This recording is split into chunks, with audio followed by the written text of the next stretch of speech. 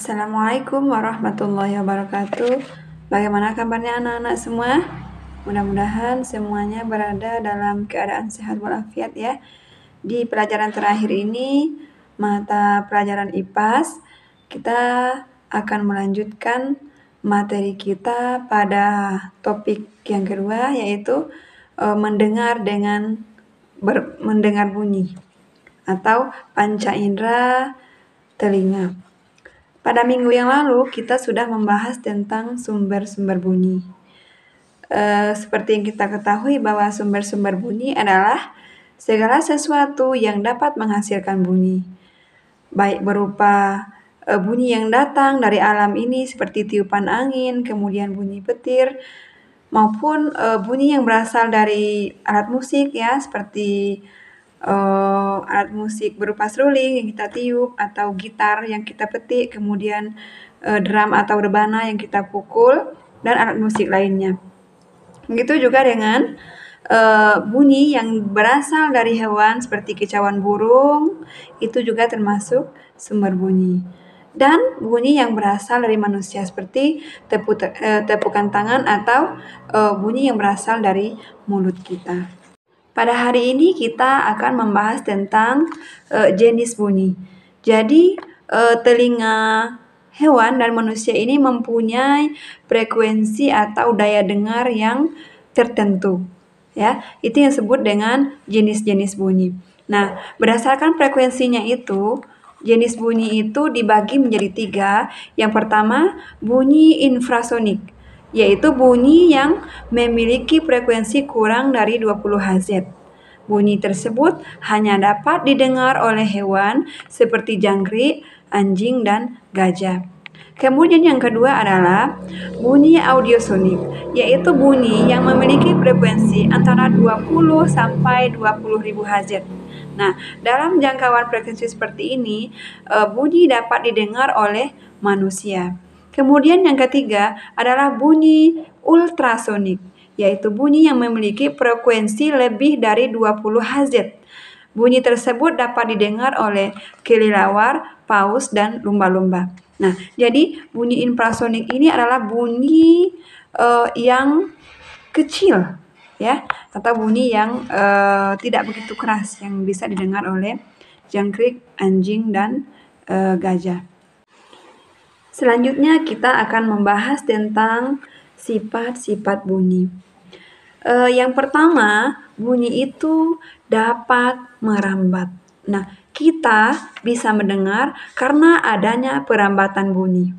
Nah, perambatan bunyi ini melalui medium atau media. Yang pertama, melalui media padat. Yang kedua, melalui media cair. Yang ketiga, melalui benda gas. Nah, bunyi merambat lebih cepat, itu yang pertama adalah melalui benda padat. Kemudian yang kedua, melalui benda cair. Kemudian yang terakhir, yang lambat perambatan bunyinya itu melalui gas.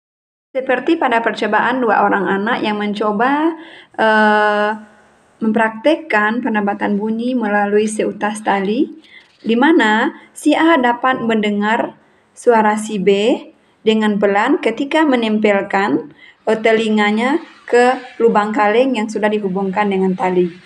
Kemudian ketika benang telepon mainan tersebut kita putus, maka pembicaraan antara 2 orang itu tidak kedengaran oleh temannya yang lain. Itu perambatan bunyi melalui benda padat. Benang di sini adalah benda padat. Ketika benang diputuskan, maka suara antara 2 orang tadi tidak dapat dengar.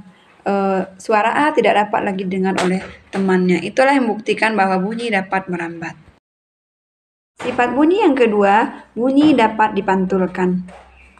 Seseorang yang berada di dalam ruang yang besar, umpamanya ada acara konser seperti itu, dengan musik yang berdentum, maka yang akan terdengar oleh telinga kita adalah suara bunyi yang keras, dan bunyi itu akan memenuhi seisi ruangan. Nah, inilah yang disebut dengan gaung. Nah, seseorang yang berada di atas puncak bukit yang tinggi, kemudian seseorang itu berteriak, maka dari teriakannya itu akan mendengar suara yang kedua. Nah, kalau istilahnya ada namanya suara yang dipantulkan. Nah, suara pantulan yang terdengar setelah bunyi asli itu disebut dengan gema. Jadi, gaung adalah bunyi asli yang datang atau berbunyi bersamaan dengan bunyi asli. Yang biasanya tadi seperti yang Ibu contohkan tadi adalah dalam sebuah ruangan. Nah, untuk merendam bunyi gaung itu supaya tidak terlalu keras, maka dalam sebuah ruangan acara konser biasanya lantai dilapisi dengan busa. Karena yang dapat meredam bunyi pantul itu adalah benda-benda yang lunak seperti kain, kapas, kemudian busa. Kemudian gema adalah bunyi yang datang setelah datangnya bunyi asli. Seperti contoh anak yang sedang berteriak di atas bukit, maka setelah berteriak maka akan datang bunyi pantul setelah bunyi asli. Demikian materi kita hari ini anak-anak semua. Semoga apa yang kita pelajari hari ini dapat bermanfaat bagi kita semua. Tetap jaga kesehatannya dan tetap semangat belajar. Assalamualaikum warahmatullahi wabarakatuh.